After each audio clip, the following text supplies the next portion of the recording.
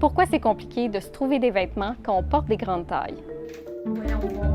La question part de mon expérience parce que je me suis dit que je n'étais sûrement pas la seule à trouver ça difficile de me trouver des vêtements, donc j'ai fouillé les statistiques. On n'a pas de données fiables pour savoir exactement ce que la femme moyenne porte au Canada en 2023. Mais si on fait une moyenne des chiffres compilés par Statistique Canada en 2015, 2017 et 2019, on peut voir que le tour de taille moyen des femmes de 20 à 39 ans, c'est 86 cm. Bon, on ne peut pas comparer directement avec les guides de taille des marques de vêtements parce que les mesures sont souvent prises de façon différente, mais ça peut donner une idée. 86 cm, c'est généralement assez loin du small ou même du medium qui est offert en magasin. J'ai osé un peu, là. C'est une jupe short. Ça me fait juste vraiment pas bien. Une étude de 2016 aux États-Unis montre que l'américaine moyenne porte entre du 16 et du 18.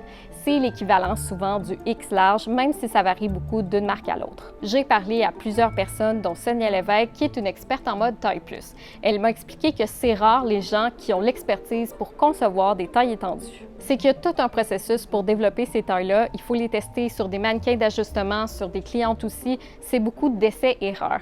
Et c'est pas si simple que de prendre un médium puis de l'agrandir pour faire un 2X large parce que les proportions seraient pas bonnes. Journaliste ou espionne? Fabriquer des vêtements plus grands, ça coûte aussi plus cher. Ça a été un des dilemmes d'Andréane Marquis, qui est la propriétaire de la boutique en ligne Woman's, quand elle a décidé d'offrir des tailles jusqu'à 3X large. Quand elle a fait des soumissions, elle a réalisé que le coût pour fabriquer des vêtements augmentait à partir du 1X large en montant, mais elle ne se voyait pas demander plus cher pour des tailles plus grandes. Sa solution, ça a été d'amortir le coût supplémentaire en facturant un peu plus pour les autres grandeurs. Aussi, c'est que les entreprises ne persévèrent pas toujours quand elles commencent à vendre des tailles plus parce que ça demande entre autres d'avoir plus d'inventaire. Pour Sonia Lévesque, il y a aussi de la grossophobie dans l'industrie.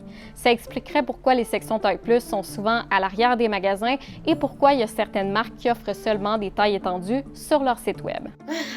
J'ai chaud. Il y a aussi certaines entreprises qui font des vêtements plus petits parce qu'elles visent les jeunes ou parce qu'elles viennent d'ailleurs dans le monde où les vêtements sont généralement faits plus petits, comme en Asie. En plus de ça, une personne peut porter du large dans une marque puis du 2X large dans l'autre.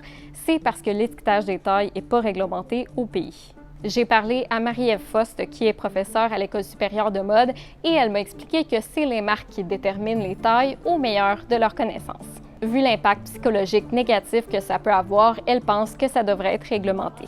J'ai contacté le ministère Innovation, Sciences et Développement économique Canada pour en savoir plus et on m'a expliqué qu'il y avait déjà eu des normes volontaires au Canada, mais qu'elles avaient été abolies en 2012 parce qu'elles n'étaient pas beaucoup utilisées et qu'il n'y avait pas d'appui d'organisme pour les réviser. J'ai écrit à des grands magasins pour savoir pourquoi leur entreprise a décidé de vendre ou pas des tailles étendues. H&M m'a répondu que les options de taille varient d'un marché à l'autre en fonction de la demande, qu'elle offre jusqu'à 2X large en magasin et 4X large en ligne en Amérique du Nord et que le déploiement des grandes tailles se fait progressivement.